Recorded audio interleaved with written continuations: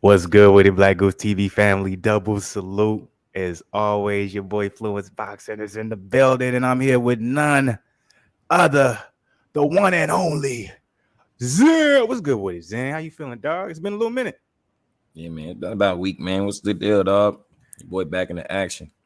It's good to see you again, man. I know the people's happy that you're here, man. We always had the greatest conversation. We got some interesting topics to talk about tonight as well. But even with that being said, obviously, it's close to the weekend. So we got Fluence Lounge coming up this Sunday. I just want to remind y'all it's going to be a little different this time. This Yeah, Sunday. Sunday. Yeah, because I was thinking like, what do we got Saturday? I'm like, the fight is on the 4th. I'm like, the 4th is on Sunday. Why they do that? I don't know. I'm trying to figure that out as well because it's not like there's any type of competition when it comes to the actual fight on excuse me, there's no competition when it comes to that particular fight Saturday because there's nothing really happening that night. All we good? Okay. So I'm like, when it comes to the only thing happening Saturday is going to be the UFC event, which is Serial Gone versus Tai Tuivasa. I'm gonna be doing the Fluence Lounge for that, but that's not going to be at night. That's going to be at like 4 or 5 o'clock because it's over in it's overseas. I think it's Paris or something like that. So just want to remind y'all with that. But tonight we got some topics we want to get into. Before we get into, make sure y'all show some love, man. Hit the like button below. Subscribe to the channel. Still trying to get to 5K. God damn it, road to it. Yeah. Ooh, as always, a good car. I'm sorry, I didn't mean to cut you off. I didn't realize this car was good though. We'll get into that joint. We'll get into the card. Make sure y'all comment if y'all hop in here tonight. Depending on what the topics is, I may throw the link up. You know what I'm saying? It depends. You know what I'm saying? Depending on what we're talking about. I may want me in the flow for a little bit since we haven't talked for a minute. But if we get to the point, you know what I'm saying, where it seems necessary, anybody wants to join, we may go ahead and throw that link up. But now, with that being said, yeah. So what's the card look like for the Tai Tuivasa Serial Gone fight? My bad. I had clicked off of it. I was trying to see the bed odds real quick. See if I can put Lucci down on my boy Gon. But it's you know Gon's gonna be a favorite. Yeah, now William Gomez. Gomez versus Gennaro Erens. And it's the main card, right? Yeah, and then you got John Magdesi, I think that's how you say it, versus Nasrat. I'm not even gonna say that brother last name. I know who you're talking about though. Nasrat is a hell of a fighter. Yeah. And then you got Alicio de Chirico, okay, versus Roman Koplov. I hope I'm saying. I don't think I've seen either one of them fight. And then Robert Whittaker versus Marvin Vittori. Beast. And then the main fight. That is a fire card because I'm like the first two fights are certified bangers. Both of the first two fights are definitely going to be ending in most likely, I think, a TKO or a knockout. I don't see it going all 3 rounds, but if it does, you know what I'm saying, they're going to be throwing heavy hands. I haven't seen the 2 fighters in the third fight, so I can't comment on that. But then we got Robert Whittaker versus Vittori, and then we got obviously that main event, which is going to be Fire Tai Tuivasa Serial Gone. I'm going to be 100 with y'all. What time? He's a huge favorite, huh? Mine is 5:50. Yeah, that surprised me. Did it show what time it started? 12. Okay, so 2 o'clock. That's the main card? Jesus. Okay, so it was earlier than I thought. So I probably may miss the first 3 fights, guys, but I'm gonna be here for the co-main event and the main event. I was like, damn, I didn't know it was that early. I thought it was like 5 or something like that. So because by the time I get done with the gym and I get back and eating all that, it's gonna be main gonna be over, nigga.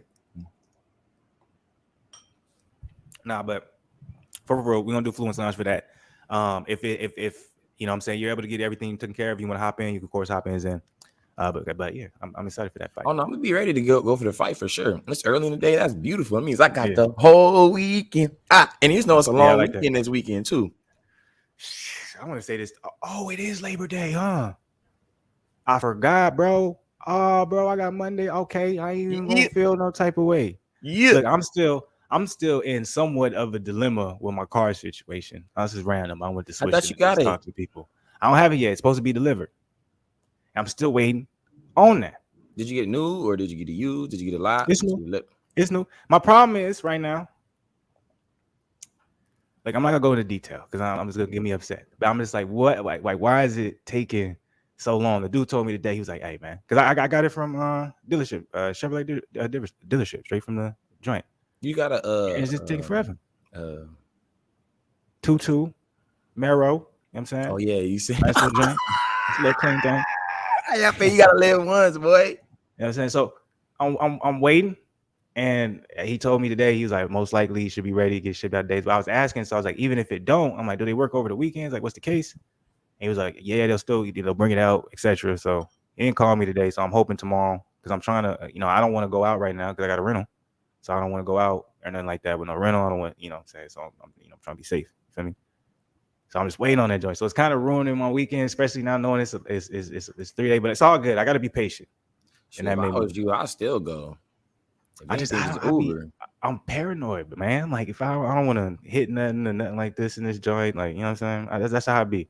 Even though I haven't had an accident in I don't know how long, and the only time I did, you know what I'm saying, I got hit. So you be fine, bro. Even the ticket, I know. I just be paranoid, man. I mean, it's only this weekend. I'm not saying, you feel me? But it's gonna be lit this weekend. Oh, No, I can't. I may have to take a chance. I mean, I gotta get cut. Anyways, though, my bad, y'all. We went mad off topic. Real quick. Let's start off the day, man. Yeah, I was gonna say we ain't did that in a long time, man. We ain't did that in a long time. My boy Flu gonna start off because he was already going into it, so you might as well go ahead and finish it up. How's your day or week? If I don't know what you want to recap, go ahead, man. Let the people know about Flu. Oh yeah, so today was Thursday. Thursday's always good, man. That means Friday's tomorrow. So I don't think I can ever rate Thursday bad unless I do something stupid. Work was good. Had a good time. Just chilling. Work. In a particular field I am, it's a slow time. The market's shifting, all that good stuff. But you still got to find. You got to find ways. But I'm still excited, having a good time. Anyways, work was cool. After that, got a workout in. Workout was good. Tired for the most part. I'm always a little bit more as I'm getting older, guys. Like I always say, old to some, young to others, whatever the case may be. In my opinion, I'm olding. But when as I get farther into the week, I find myself getting more fatigued. So it was a tiring workout, but it was a good one. It was very good. I wanted more energy after it. Wasn't as much energy as I thought I could get, but it is what it is. But it was still a good workout. I'm not complaining. I just wanted to, like, after, I like the feeling after. Be like, I didn't really get that, unfortunately, even though it was a good workout. But came back to the crib, chilled for a little bit. You know what I'm saying? Kind of got everything in order, and then, you know what I'm saying, now we here. So I had a solid day, man. Solid Thursday. I'm gonna give it a little boost just because Friday is tomorrow, so I'm gonna give it a 4.5.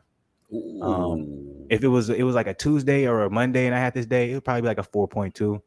I'm gonna give it 4.5 since Friday is tomorrow. Hey, you know what? You just said it's Labor Day weekend. 4.6. God damn it. So, yeah. 4.6. I forgot about that. So hell yeah. Go ahead. For me, I'm not gonna lie, my week started off a little slow just because I was recuperating from the wedding I attended on Saturday for my cousin. Shout out to Big Mike.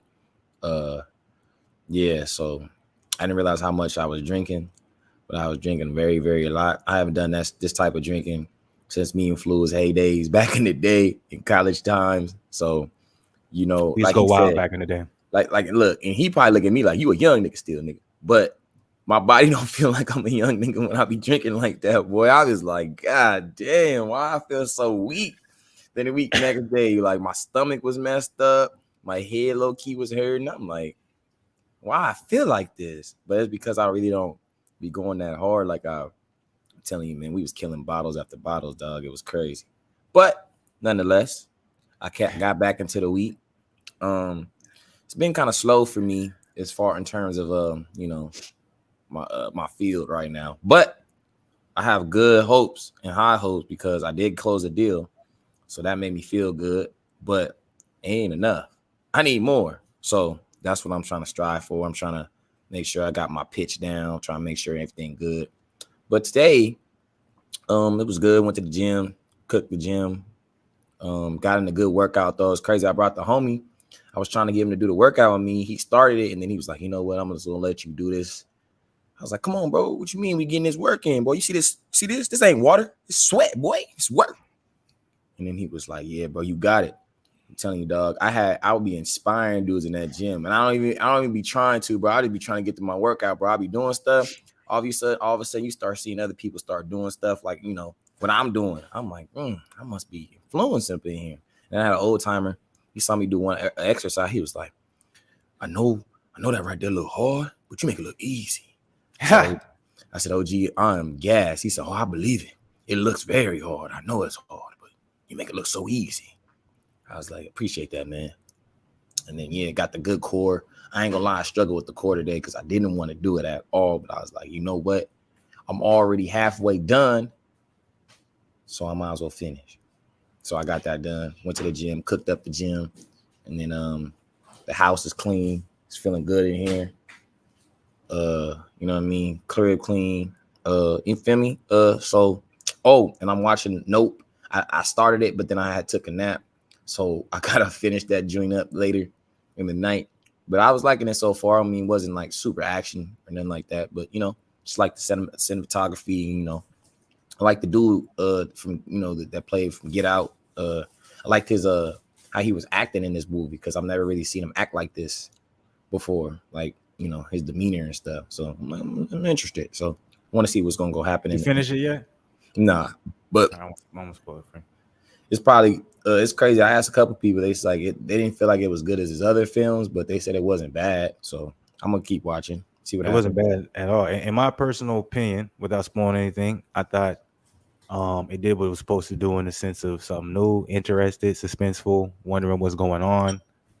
You know what I'm saying? It's just, you know, for me, it's like the third act for me. It was like, damn.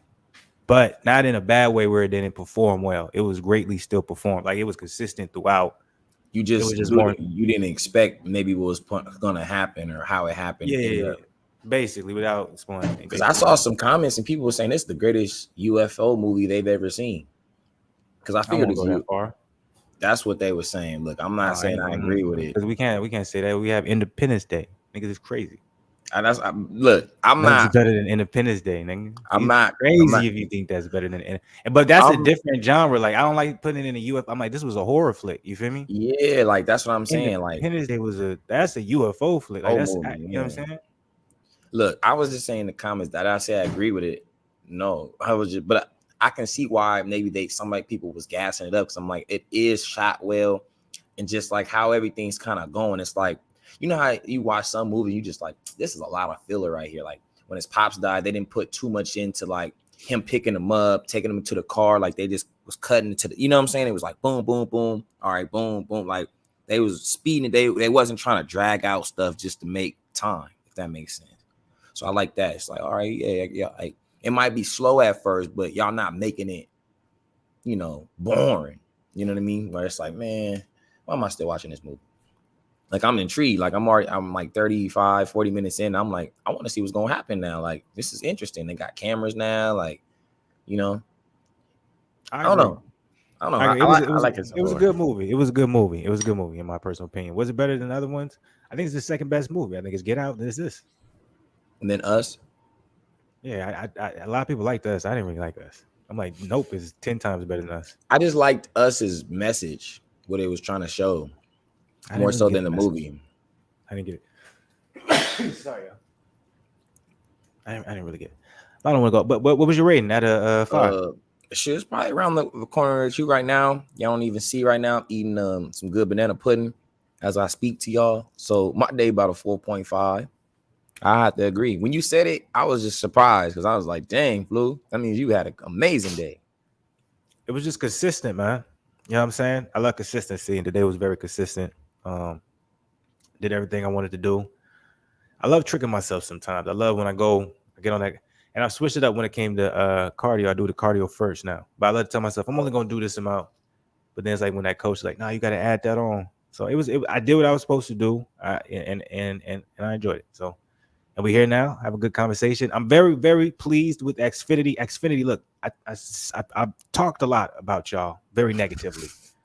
I'm going to admit that, but whatever y'all got that's new, this new, I'm impressed so far. I appreciate y'all, and for once you delivered. The last person I talked to, too, very knowledgeable. I had to go through 2 people though just to find someone who knew what they were talking about, because I was like, man, I'm like, do you even work there? Like, why are you struggling with the question? I'm asking very simple questions, and this dude, when I talked to him, everything was just smooth. So, but Xfinity, appreciate you. It's like that dude from T-Mobile. Try these things. Did it work? No. So what I can recommend is you take your battery out for 2 hours and then see if it. So how you think I did with my service? I don't think you helped me at all, dog. Well, I think I did a very good job. I ain't gonna ask me That how. was the craziest response. I was like, what? I ain't gonna ask me how you think how you did, and then gonna tell me I think I did a good I think job. Like I'm what? cool. I'm like, so nigga, you already had your ass. I'm like, bro, you didn't help me none. I'm like, literally, if None. I would have followed your directions, I would have never had a phone. He had no phone, bro. That was crazy, bro. No, That whole that's a day good was day. crazy. That's a good day. That's a good day. I want to say this, man. Salute to the Black Goose TV family, man. Appreciate everybody, man. For real, for real. Make sure y'all come up here and hit the like button. But look, we got to get into the first topic. You know what I'm saying? We Yeah, here. go ahead, dog, because I know this It's is y'all time. day. Look, This because is y'all y'all know, man, day. y'all might call me fake. Y'all might not believe it. I feel like a lot of people don't believe me when I talk about some of the people when it comes to boxers that I'm fans of. They're like, oh, you just, and I'm like, bro, it's like, just go back to the old videos. I always said this. It's just, I'm a lot more realistic with my takes now. I'm not as much, and they older now. Like, goddamn it, when I was talking about them before, it was like 4 years ago. They were still in their prime. They out of their prime now. So that's just how life goes. It's crazy when I think about it that way. But that's always been there, y'all. And I've had that jersey since I was in high school. You need to start bringing out the poster you got, bro, because you got like one of the original posters of when LeBron had the no socks and he was cocking back this far. Do you I still don't got that have poster? that poster no more. I lost everything when I moved the first time. Remember? Yeah, he had a poster, y'all. I don't want to talk about that. That was anyways. He had a poster and LeBron was cocking it back this far. A Like lot of no posters. socks The though. Shaq poster, Yeah, Kobe. the Kobe poster was a classic. But I won't even lie. That was my brother's. Oh, And he had the Kobe's on. Sheesh.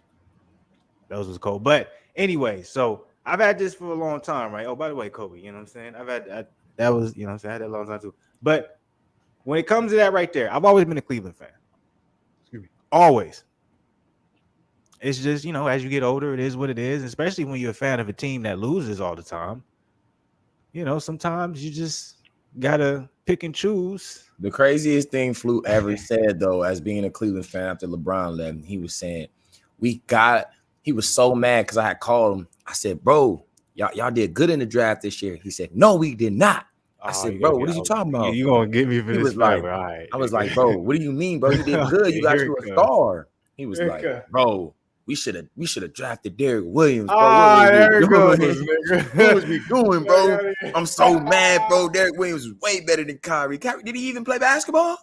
Oh my gosh, bro. Cleveland's retarded. Can we, for anybody, I'm like, because we probably sound old right now, but in my defense, Derrick Williams went crazy in that NCAA tournament. He did. In that He was final, going stupid. in the whole entire tournament, that nigga was looking. I thought he was Michael Beasley, the next coming. I said, that's who we need. That's who we need, baby. But apparently, it was just lightning in a bottle, or maybe he just went to the wrong team. I don't know. I still think Derrick Williams was cold, but you're not wrong, Zen. We definitely drafted the right person. Now, the problem with that is I can still argue and say, did it do anything? We lost every year he was on that team. Y'all got to ship and the reason why, and you should know this, because I had hope almost every year, and every year it started to dwindle. How about nigga? You was like, and then you told me about Dion Waiters too. Man, yeah, I remember I told you. I remember. Man. This is crazy. I told you it was crazy because Flu when they drafted him, he was like, "Bro, I don't really know too much on Dion. Like, I wanted to get Bradley." I was like, "Bro, Dion is just as good as Bradley Beal." Bradley?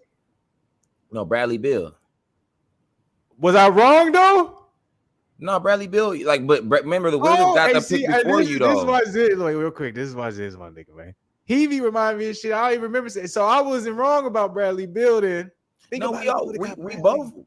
But remember, the Wizards was the pick before y'all. But you was hoping that y'all could get him before, because y'all was the fourth pick that year. That's right. You're right. So we didn't pass up on. So we would have picked him. Yeah, I would have picked him. But then y'all got Dion. He was like, I don't know nothing about him. I was like, bro. He was like, bro. He was and like he didn't even start. You was like skeptical. I said, bro. Nigga is cold, bro. Dion got game. And then when he went and did that shit with Tim Hardaway in that All-Star thing, he was like, hey, we got one, boy. Dion, I love Dion. But do you remember? I was the dude I ended up becoming on Dion's side, and I used to think Kyrie stunted Dion's growth because it's crazy. It's like, think about if we would have drafted Derrick Williams. Think about Dion Waiters and Derrick Williams. Now the That would have word been though, the perfect compliment to A. Williams for that team at the time. yeah, Deion was cold, bro. Think I about mean, then. We fast forward. We get Andrew Bynum, Derek Williams, Deion Waiters. nah, but Andrew Bynum, man, I don't know what happened to I him, bro. know. He Yeah, braved me. I heard my phone. But the cold, the I was worst so draft excited that pick, year. and I don't want to get on brother like that because I'm like, he Oh, was I know you're gonna cold, say already. Don't do that. but he was cold in college. And you talking about what you saw? I went to the game, bro. First play of the game, bro. I didn't even really know who he was for real. I'm watching because we went there to go watch Jamal. No, Tony. We went to go watch Tony. I'm watching. He get the ball. He jab at the top of the key. He go by his man. And when I tell you that whole stadium went crazy, flew. They had fire too. I've never seen that in a college game. They had fire, flames going up. I'm like, what is going on in here? The next play, bro. It was at UNLV, right? Yeah. Next play, they come down. This dude, who was it? Who was the point guard at the time? I forgot who the point guard was. The point guard came and did like a little saucy move. He was trailing the play. They throw it back to him. He come over the top, 3-ball. First 5 points on him, the whole gym going crazy, bro. He ended up having like 19 in that game. But the 19, every bucket was like a real bucket. Like it was like, wow. Like he had a dude, bro. He got the ball.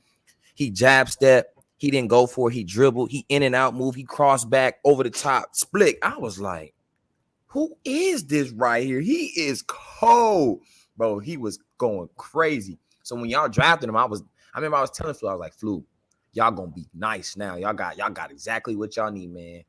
Remember, I didn't want Bennett though. You didn't, and you was right this time. I was wrong. Yeah, I didn't want Bennett. But the thing is, I don't blame players like Bennett and Derek Williams because I think they were before their time. I think they played in the league today. Yeah, they'd be they way would have better. been successful. They would have wanted them to play their role. But at that time, if Derek Williams was a power forward, it's like you have to do power forward things. Yeah. Why aren't you doing that? And when he was with Arizona State, or was it Arizona?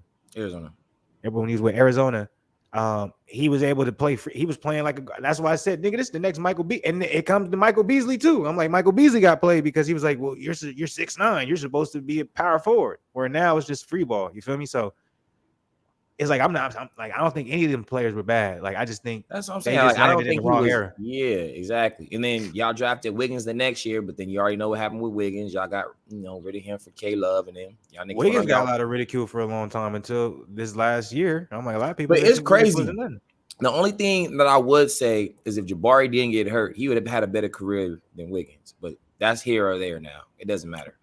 But Jabari Parker was cold. But I think it's weird when people try to bring up the fact like, oh, look how good Wiggins is. Y'all should have never traded him away. It's like he's always been good though. He's always been good. No. But real quick, let me finish this point. I'm like, it's not about if he was good or not. I'm like, wait, you're trying to make it seem like LeBron didn't make the right decision and trade for a guy in Kevin Love to allow them to get a championship. Bro, you crazy? Kevin Love is still relevant to this day, and he really shouldn't. But he adapts to the game, and they allow him to. But you know why Kevin Love is? Because this is why Kevin Love had the Chris Bosh effect. And people don't understand what that means. And what that means is when he had his own team, he did a lot of the dirty work. He did a lot of it was me, right? He's one of the only players to get 30 points and 30 rebounds. So Kevin Love knew how to do the dirty work. He knew how to get buckets, right? Boom, transfer him to the Cleveland. He goes from being the first option to the third option. What does he do? He focuses on his 3-ball. He's like, LeBron James needs that paint open. Kyrie needs that paint open. I have to be the person to allow that to happen. Go look at Chris Bosh's stats. His first year when he played with the Heat, he went from averaging 24 points to 22 points a game, going all the way down to 15 points a game. Did he get weak? No. He just had to expand his game and sacrifice his role for the greater good. LeBron James in the Miami Heat uniform, I don't think that's still his best version, but it was one of the craziest athletic dominance I've ever seen. Yeah. Am I wrong though? Like his efficiency, him just coming down the lane, him catching them lobs for Dwayne Wade was just crazy to me, bro. Like Dwayne Wade is probably one of the best lob passers I've ever seen, bro. He's underrated for sure. Nobody gives him love for that. I completely agree. By the way, man, I apologize, man. My allergies have been going crazy all day, so I may want to knock down my rating to 4.4 because that is one thing. My allergies, I don't know why, they've been going crazy. So excuse me, but no, I completely agree with you. I do not think the Miami Heat LeBron was the best Miami Heat LeBron, in my personal opinion, to watch. I view maybe just because me myself, I am who I am, but like that was the best LeBron ever because it was No. ridiculous. Cleveland, when he went back to Cleveland, has to be the best LeBron, bro. No. That You one. talking about That's the young best. Bron? Young Bron? You'll never see an 18-year-old dominate the league the way he did ever again. That's a once in a lifetime. Niggas want to talk about Jordan, all this type stuff. He's better. Jordan had 2 years in college, bro, on one of the highest levels. 3 on one of the highest levels. We're not talking about highest. We're talking about North Carolina. One of the greatest. Some people say the greatest coach in the world. Well, you know, depending on who you talk to. Or, Top 10 college coaches ever. There you go. LeBron came out of high school. Not only did he come out of high school, he went to a team where Paul Silas, I respect you. You're actually out. You're a Hall of Famer coach. You should be. No, he's not. Is he? No. I don't know, bro. So he's probably not. So, and if he is, I'm sorry. I didn't mean to disrespect you in any type of way. But he went to a losing team that wasn't doing good, and all of a sudden, it wasn't just we were talking about the team. It was winning. No, I mean, to this day, for sure, Cleveland, to this day, unless you was just in that era and you was a basketball head like me, a savant of the game, or you was just a fan of the team, you're not going to know who was on that damn roster, bro. Right now, if I ask anybody who do they know who Pavlovich is, you're like, who is that? That boy had the strap, boy. And he had the 3 though. He had that boy. He could hit that. Boy y'all had Darius Miles at one time. Dejon Wagner. I love Darius Miles, man. He's one of those guys. Like I was always such a big fan of him, you know. But you know, never really. No, he was just solid. So I wish. But anyways, we got a little off topic. With that being said, how do you feel about this trade, Zen? Like, do you think this was a fair trade? Who do you think won? Because we did. Well, I didn't realize. Excuse me. Y'all give up Lloyd marketing. Bam. That was what I was about to say. So that's actually, I don't know how I feel about that. I thought when I first saw it, I thought we kept him. I thought we traded away Sexton and some picks. I was like, okay, we did it. But then I was like, wait, what? But we kept Ricky Rubio. Wow. The only reason that you're good, though, only reason y'all gonna be fine is because y'all got Mobley still. Because Mobley's better than marketing. We don't know how good Mobley's gonna be yet, bro. Mobley's gonna be good for y'all, bro. He's agile, he's 7 foot, and he can play both ends. That's what y'all need. Can I ask a real question? When do you think Mobley will actually reach his full potential? You think it's gonna be tomorrow? It's gonna be next year, the year after that. When I watch Mobley, I say his full potential is about 5 or 6 years from now. And Mitchell is he's only going to be past his prime. He's going to be 19 years old. I mean, he's only 19 years old, though. About to be 20. I'm saying we traded away a guy in Sexton who could blossom and become in his prime around the same time period as Mobley. Yeah, for a guy Mitchell. Say that again? I kept Garland, though. That was the reason. Why would you trade away someone where you can have three? Why are we in win now mode? I don't understand that. You have to ask your owner that. You know, Bron didn't have beef with that man for years. So you see my initial response to you, like I'm not mad at it but I'm playing devil's advocate to an extent. But it's like we're making a trade as if we're like in win now mode. Like we didn't need Donovan Mitchell. Like why didn't we allow Sexton to recover, come off his injury, come back? Now let's see how Sexton moves. I just like Sexton's give him a chance. Energy. I love Sexton's energy. I just love how gritty and he just be out there. He's locked in. Thank you. You want me to tell you something? Utah Jazz is going to be a playoff team next year because of Sexton. That's my prediction. Now, and I also want to say this. This is going to be the problem with Donovan Mitchell and Garland in our backcourt, excuse me. Who's going to get the ball? Christ. No, it doesn't have anything. Defense. None of these niggas can guard anybody. That's why Sexton was so important. Sexton plays amazing defense. So now you have 2 lines of defense that you have to go through. Sexton, then you have to go through Mobley. And Jared Allen. Now we know what we got to do. We just gonna put in a big man who can shoot threes on both the 5 and the 4, so we can space out Jared Allen and Mobley, so they're not in the way. And then we're just gonna break down one-on-one Garland, or we're gonna break down one-on-one Mitchell. We're gonna go to the hoop all day, and if they decide to come and help, we're just gonna pass it out to the 3. Bam. Or you can have somebody in the dunker spot. Damn, my bad. You can have somebody in the dunker spot, so when Mobley or Jared comes up, They ain't showing you, Cameron. They showing you no love right now. I know, dang, what's going on? They like, you ugly, boy. There But you when Jared Allen and whoever's there, Mobley, they come up and help. That's just a lob over the top. Boom, done. 2 points.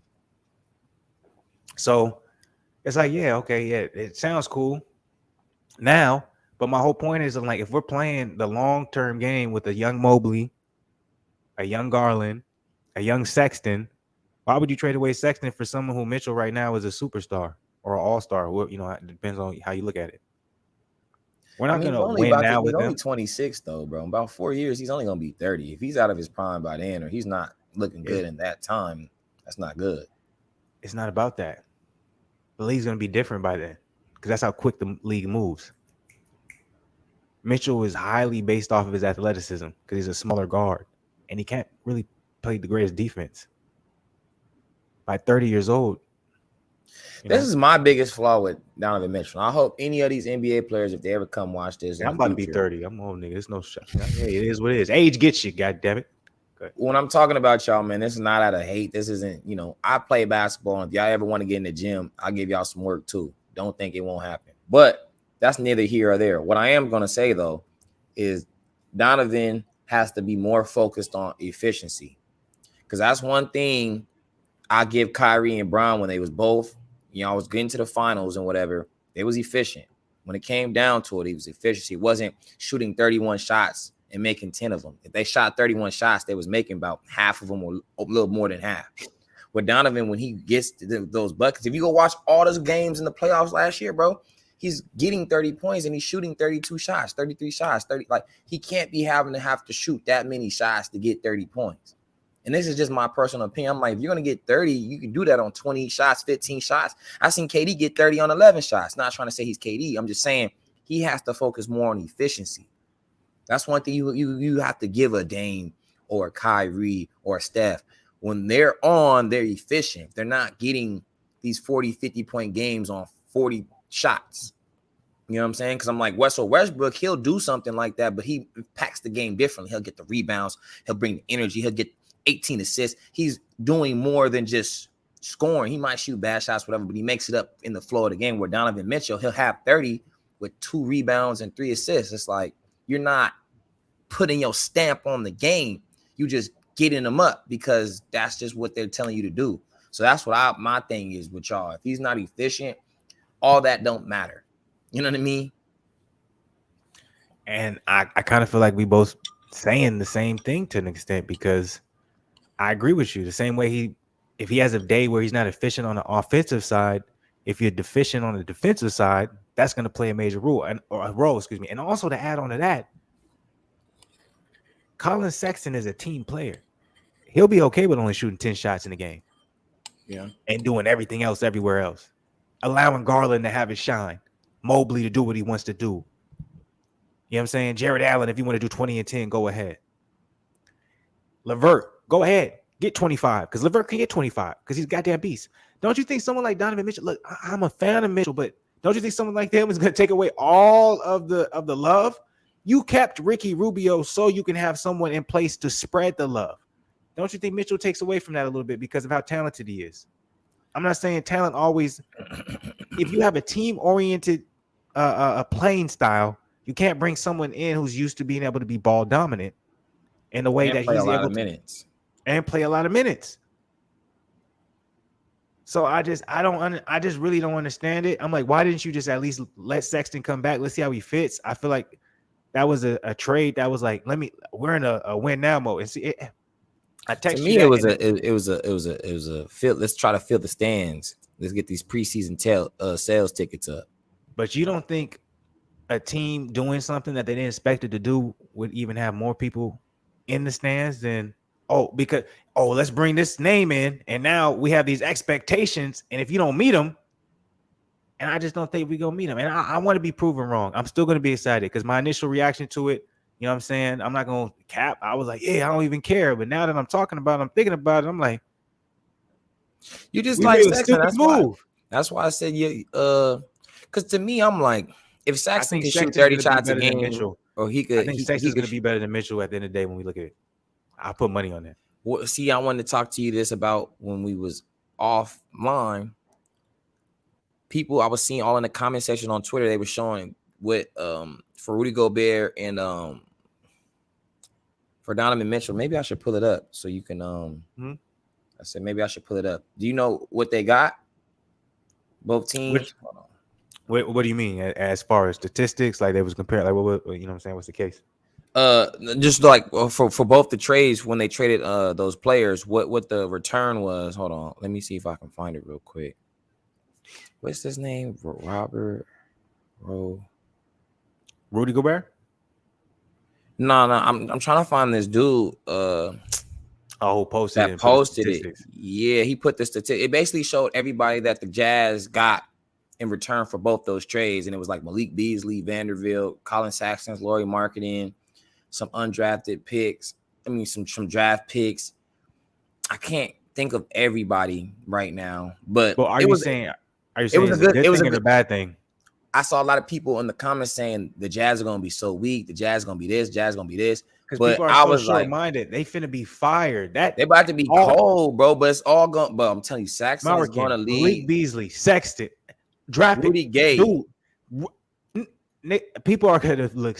They're gonna look stupid. And I don't want to get too like. I do want to allow you to get that comment off because that was a very good comment. But I just got to say this last thing when it comes to the Cavs making this decision to get Donovan Mitchell. We made I want to win now, or I want to fill seats now. I'm thinking about the short term. The only thing I can, or the only reason I can feel like he's making these moves is because he feels like LeBron is going to want to come back.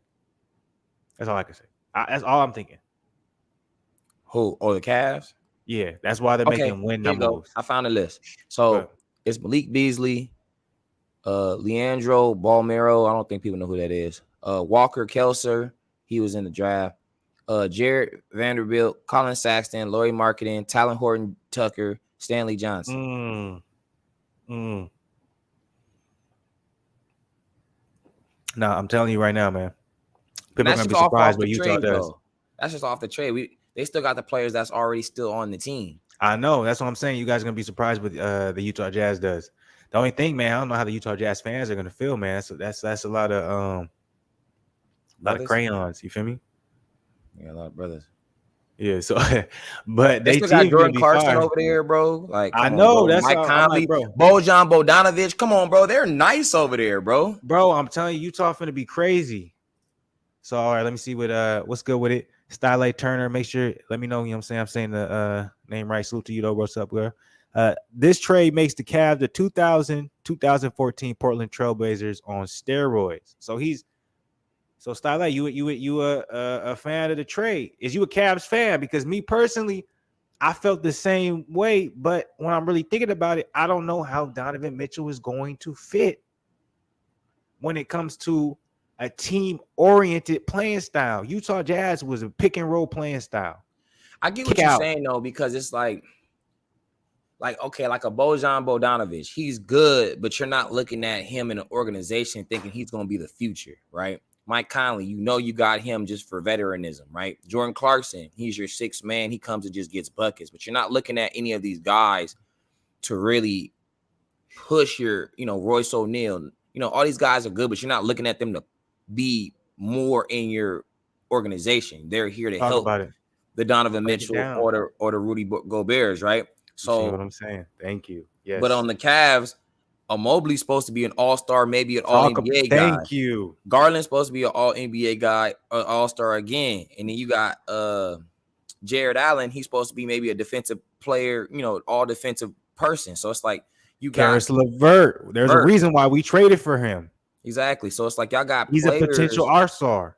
See, so my point was with you, I was Sexton, like, okay, Sexton could sacrifice. But I'm like, Sexton could sacrifice. Okay, Garland, if they both was playing, it could be 20 and 20, 18, 17, 16, 15. It could still work because Sexton's like, I want to win. So now he'll score 10 points and he'll be like, because Sexton can do what like a James Harden did, maybe a little later in his career, but how James Harden had to sacrifice, a couple years in OKC, and then they ended up getting to the finals, right? And then he ended up leaving, and then he ended up doing his own thing. I'm not saying he's going to have a James Harden career. I'm saying as far as if he wants to go get his stats later in his career, he can. He's 23 right now, right? In 4 years, he can be like, all right, I want to lead the Cavs now, and I can go somewhere and still get 24 a game or 23 a game. Why He would can you go trade get away those a stats. 23-year-old? What, that doesn't even make sense. He hasn't even have it. Like, is that smart to you? Like, I don't. that's All what, I know, now I'm thinking about it. And I'm forget. like, why? I'm finna get a Sexton Cleveland jersey because I'm always remind myself what could have been because I already know this isn't gonna work, bro. All I remember is we when traded away Markin. Why did we trade him away? I don't know American. Damn, I forgot marketing. He was Marketing, cold. excuse me. He's I'm cold. Why would you do that? I'm But like, he's perfect. Look, I ain't gonna lie. Utah low key is perfect. Now you got Bogdanovich, you got marketing, bruh. you got Staxton, you got Jordan Clarkson, you got Mike Conley, you got Tyler Horton Tucker. He's gonna come off the bench, give you some good. You got Stanley Johnson, you got Vanderbilt. Like they got guys over there that can fit. Malik Beasley, he can get buckets. Like you got guys over there All that can them shoot. niggas, they got a whole And they bunch have of a bucket dog getters. mentality. Yeah, but they have like an underdog mentality. So they're not All gonna of them feel get like bucket. They just gonna get all they need to get is one, you know what I'm saying? One solid good big man, and then maybe they like gonna a get backup defensive. They gonna get straight. Dwight. They solid. They gonna get Dwight right now. They're playoff good. Easy. So it's like for me personally, I'm like, we gassing this trade because it's Mitchell and he scores a lot of points per game. He's solid, but all I have to it's say gonna is be this. it's gonna be must see TV. Colin That's Saxton, I want to say by himself because Andre Drummond did help, but Colin Saxton beat Kevin Durant, James Harden, and Kyrie Irving. And I watched it, and they did it back-to-back games. I watched it. Colin Saxton was giving Kyrie the blues. The blues. Don't see. I don't like that. Don't say I watched it, nigga. I watched it. I don't play. I'm talking shit. But no, I know exactly what you're talking about. Colin Sexton. The reason why everyone was so hyped, Kyrie Irving, KD, oh crazy. Colin Sexton gave him work every time they played. Work. But that first game was crazy when they went to overtime and hit that shot, and then he went again. Bro, he was going crazy. Garland is nice. Everyone loves him because he got them smooth moves. Smooth. Hey, there you go. But he don't got the dog in him though. That's what you need to see right there, Flu.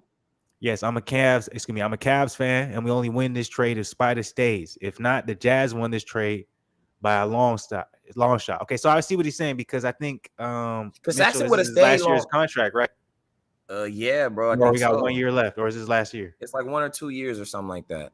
So we in win now mode. It doesn't make any sense. Why would you make this trade? Sexton is 23 years old, and he would have resigned. Oh my god, bro! It makes me mad. It doesn't even make sense. It's like we got finesse, and a lot of people don't see that. We're not gonna win the championship with Mitchell, so why did you make the trade? Unless we're gonna win a championship trade, why make the trade? Only way y'all can win this trade, bro, is if KD was still trying to get traded in somehow, some way. Y'all trade Mitchell for KD. Why would they take that? Nobody would. Never. I'd never trade anything for. Honestly, bro, I'd have kept Saxton, bro. Only thing I would ever trade for Donovan Mitchell, bro, right now. I don't even know, bro. I'll take Jordan Poole over that nigga. Mitchell. Why?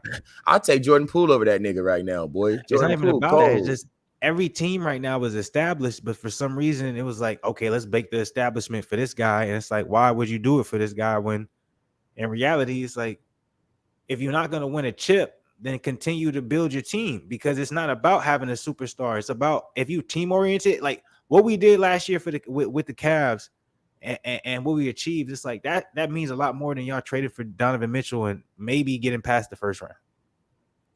If you want to be real with you, bro, everybody wants to make Donovan Mitchell an A guy and he's really a B guy. It's kind of like a Kyrie thing, right? I'm not saying he's as cold as Kyrie, but it's like I've been telling you about Kyrie. It's crazy. But what I'm saying, I never doubted me for the longest. Y'all said nobody doubted you. It's just you just said you was trying to make it. You was just trying to downplay Kyrie for sure. But I get what you're trying to say.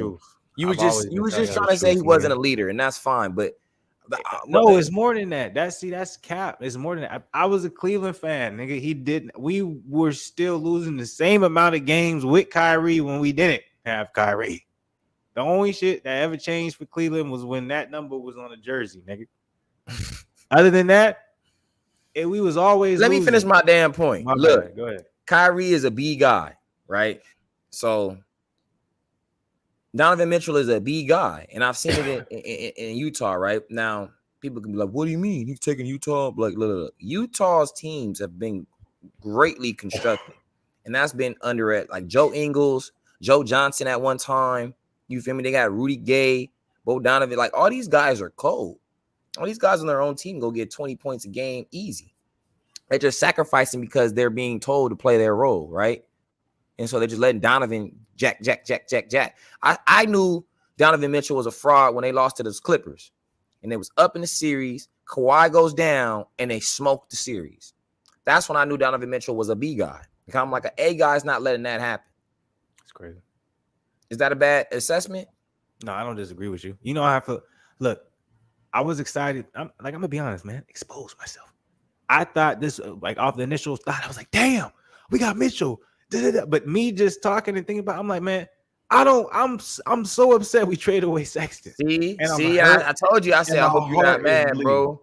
See, I knew it. I had to let it settle in, and I'm like, man, we made the worst decision in our life. Not that Donovan Mitchell isn't good. It's the fact that why are we in a win now mode and we won't win now with Donovan Mitchell? So y'all can't beat Cleveland right now. Now, if we had LeBron, if we had LeBron, and we was like, okay, yeah, get Donovan. If we had KD, get Donovan. You know what I'm saying? But it's like, no, we growing. We got a whole bunch of young dudes on the team. In 3 to 5 years, that's when we really gonna be making a statement. But it's like we just traded away what could have been a potential greatness as we move forward. Now our trajectories might be halted. I might be being too, you know what I'm saying? Emotional. I might be a little too extra, you know what I'm saying? But me personally, it's like we might stunt the growth of a lot of these guys that have a future because Mitchell's like, nigga, my future's now. Garland and Mitchell, how's that gonna work out? They got the same game, but Garland's better. He couldn't even really work with Mike Conley. And Mike Conley, most unselfish nigga you could play with. Bro, they did them two when they were on the floor together. It was terrible. They had to play them separately. I told you, bro. I'm not sold on Mitchell, dog. I've been telling dudes that I'm just not sold, and it's not. I'm not trying to be disrespectful like Shaq, like they weak or nothing like that. I don't think Donovan Mitchell's weak. I think he's a hell of a talent. It's like Dwayne Wade, right? Everybody wanted to kind of compare him to Dwayne Wade, but people have to remember Dwayne Wade at 23 years old was putting Shaquille O'Neal, Alonzo Mourning, Gary Payton, Jason Williams, all on that back. And we watched it, bro. That got to be one of the craziest playoff runs in history. And you know you a Bron fan. I'm a Kobe fan. Dwayne Wade's 06. Different. Huh? I said Jason Kidd was different. I said Dwayne Wade. Oh, my bad. But Jason Kidd was different too, though. Yeah, he was different too. But I'm saying Dwayne Wade, that 06 finals run. And like you talking about with Shaq? Yes. Dwayne Wade's finals performance was one of the crazy. Lamar wasn't there. He was with the Lakers. I know. Go ahead. I'm just saying, I'm a Kobe fan and you're a Bron fan. I'm saying this. 06 Wade was different. He was going bananas with those high tuba socks with them Converse on.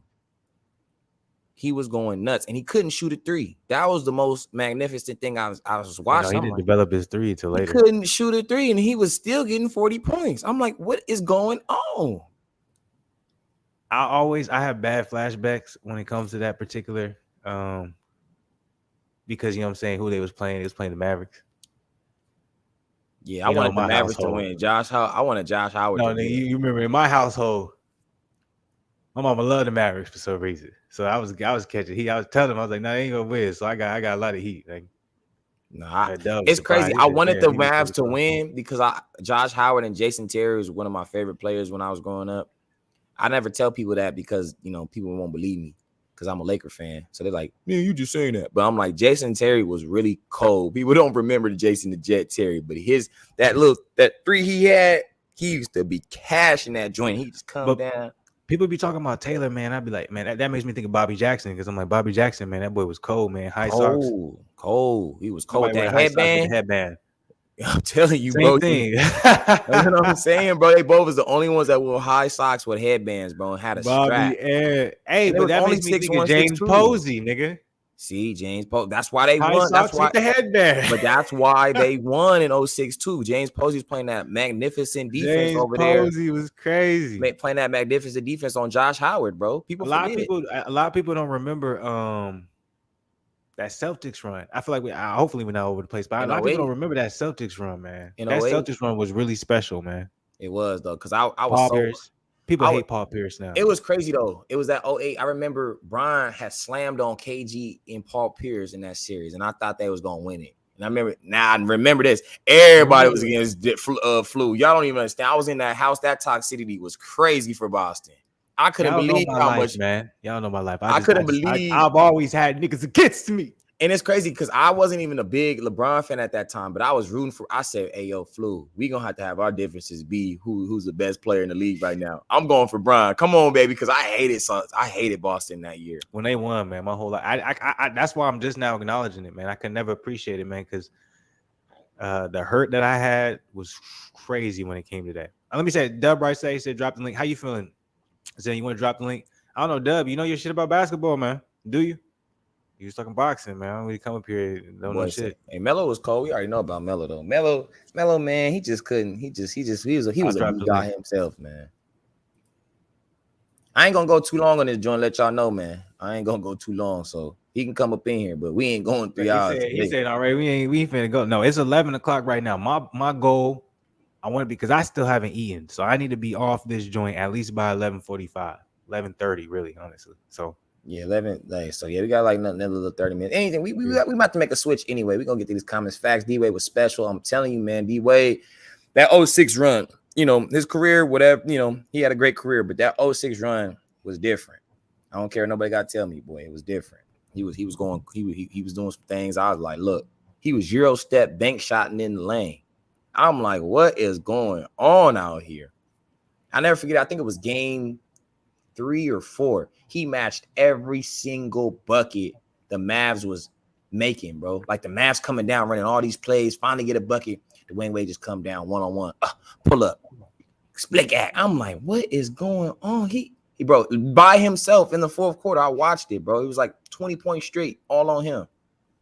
I want to say this. I'm like, it's crazy how much the game has changed. In my opinion, when I look at it, it's like it seems like such a short amount of time. But the way the game has changed, where you look at it from that time to what you see, it's wild. Should be in fast forward mode. But what's good with the Dub, man? You know what I'm saying? What's up, my brothers, man? Salute to y'all, man. Much love to y'all. You damn right I know, but I played basketball. I ain't never been in, I done sparred and shit like that as far as boxing go, but nigga, I played basketball, so I'll talk ball all day with y'all, man. But nah, that's all facts. What you was saying about D-Wade, man, that was a special run, bro, especially with him not having that real 3-point shot at the time, you know what I mean? The way and that in between the legs step back mid-range shot that he had, the shit was deadly, bro. It was deadly. Like, you couldn't stop it, man. And so, yeah, I definitely agree with y'all, man. I agree all the way as far as what y'all said about D-Wade in that run. And it was 2006, wasn't it? Was it 6?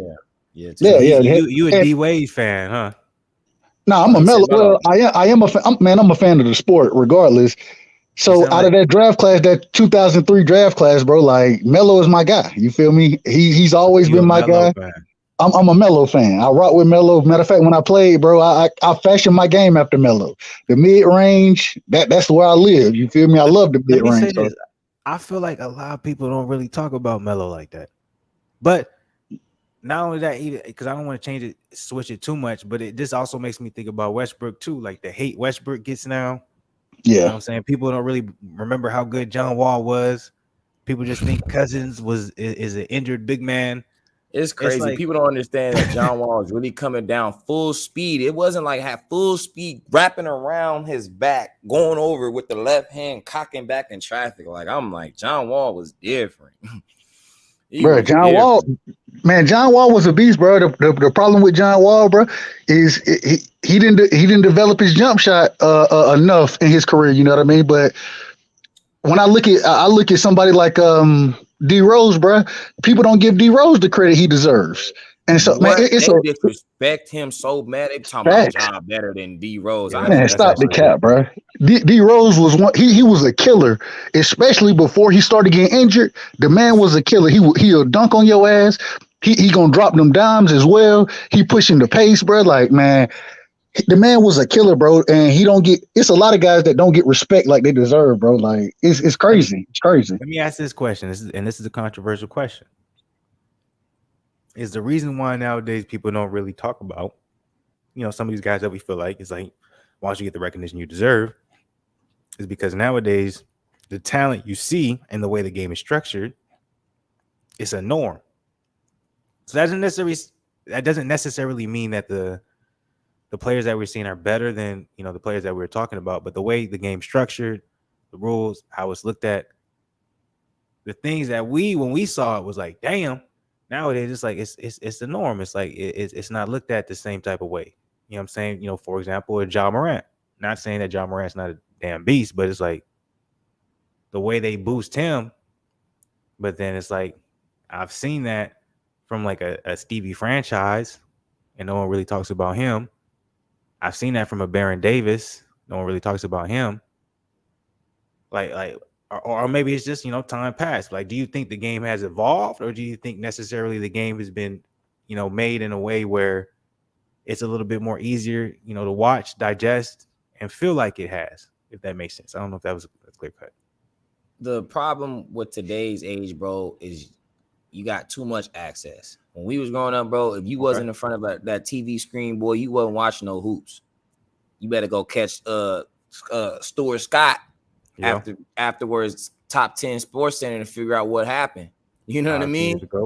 RIP. You feel me? So it's like, like us, like we had to watch. I was watching KKL9, watching Kobe being like, damn, Baron Davis going crazy right now, or Gilbert Arenas going stupid, or T-Mac giving him work, or whatever the case may be. Is we was watching these type of, like Steve Francis. Oh, he just split.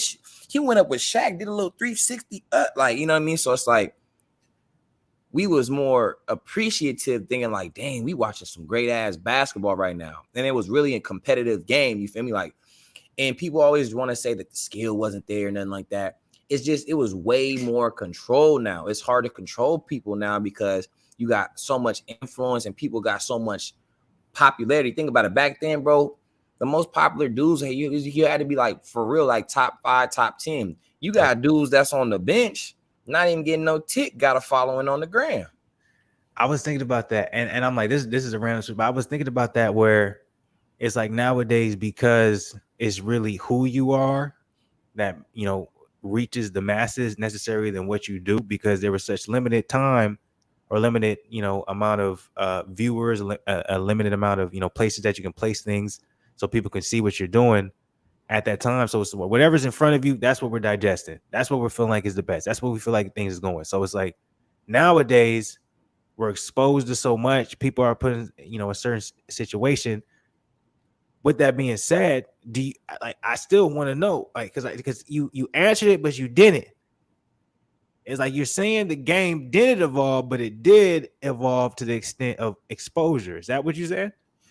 It got more exposure. Don't get me wrong, the skills and the combos, like, you learn, right? So it's like, okay, I'm going to do this move now, and I'm going to try this move. I'm going to do this move. I'm going to do this move. You feel me? Like, a lot of the moves we see now, we were seeing in N1 street ball. People don't even remember that type of time. We were seeing these type of moves for a long time. It just wasn't accepted in the NBA.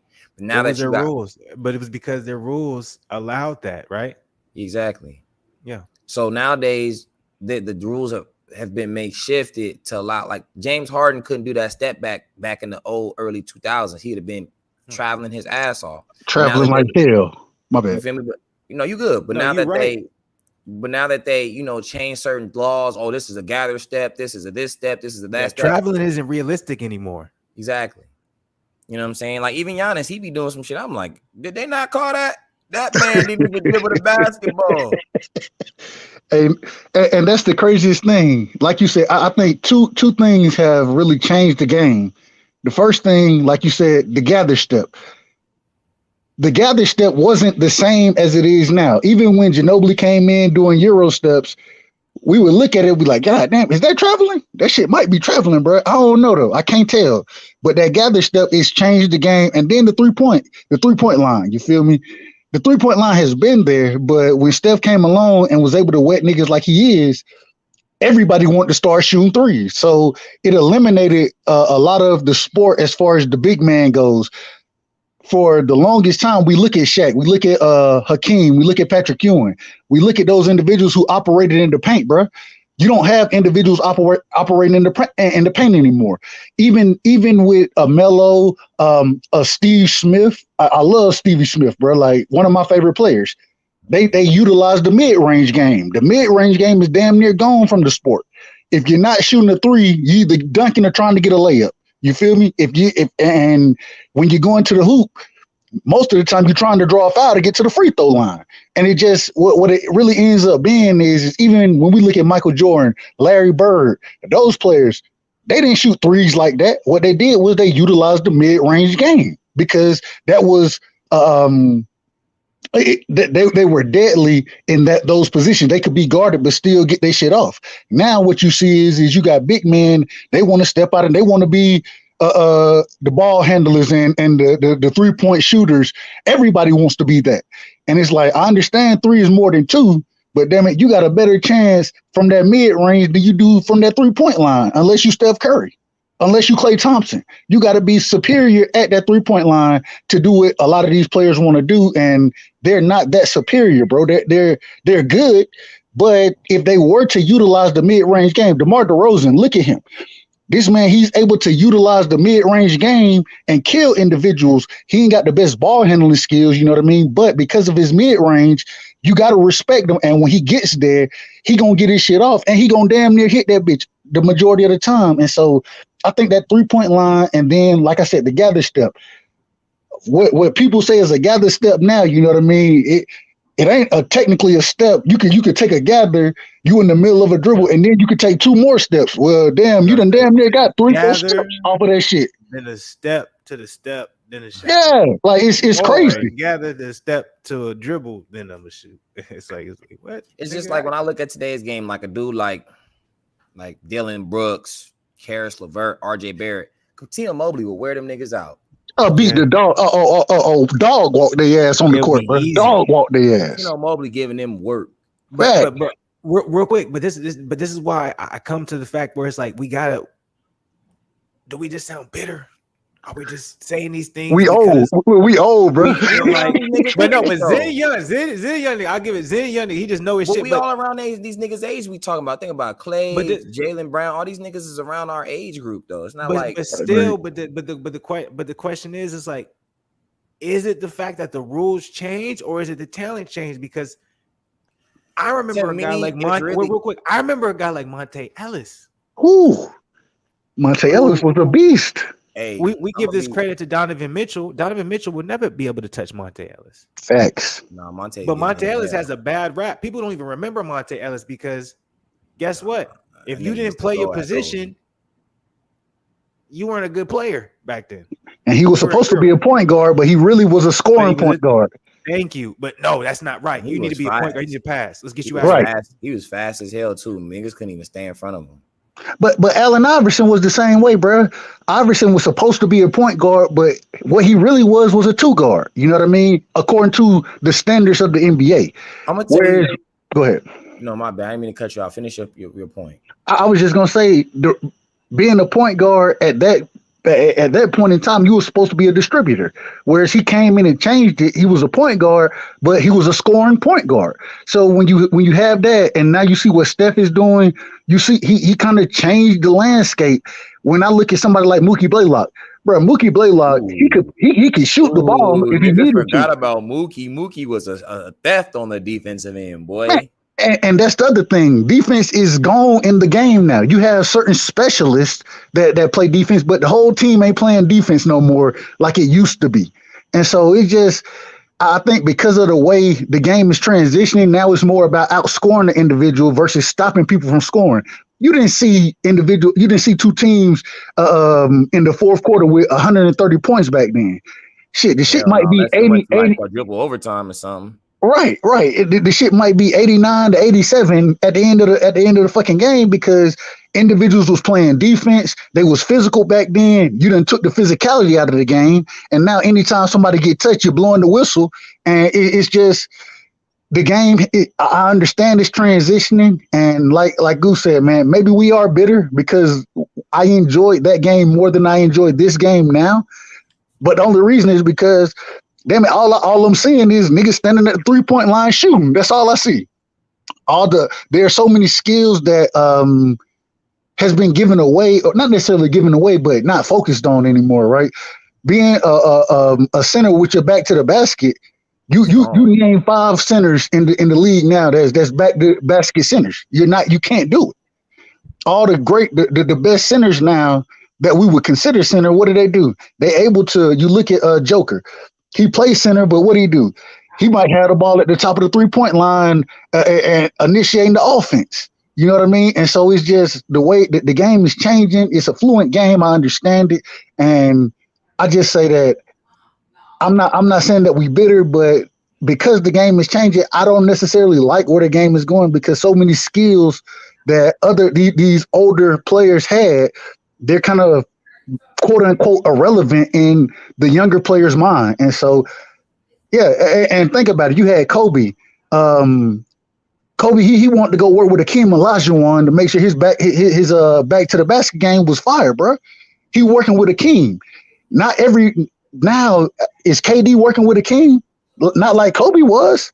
And so, and I got a lot of love for KD, especially with him being 6, the height he is. But go ahead, my bad. I just came in here, and if there's KD slander, I cannot have that because I'm not slandering him. All I'm saying is easily dispute that and say Dwight Howard went and worked with Hakeem Olajuwon for that back down game, and all I'm saying is I ain't see no type of hook, footwork, nothing.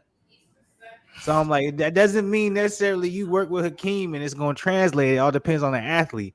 KD is a total different player than Hakeem. The reason why, and I'm gonna say this, I'm gonna make it quick. The reason why LeBron went to work with Hakeem Olajuwon is because a lot of people criticized his game and said, "Hey, you are a bigger small forward. You also can play the point forward position, which he was really the one who put into in an area where actually people are starting to acknowledge that being something." And so they said, "Hey, why don't you have a back down game? Why can't you go to the post, back down the player, do a fadeaway, do a hook, bully?" Like, why isn't that the case? Why you always got to shoot the mid-range 3? Why you always got to do, break down the player, utilize your athleticism, go down, finish with a strong layup, finish with a strong dunk, etc. That was a big criticism against him.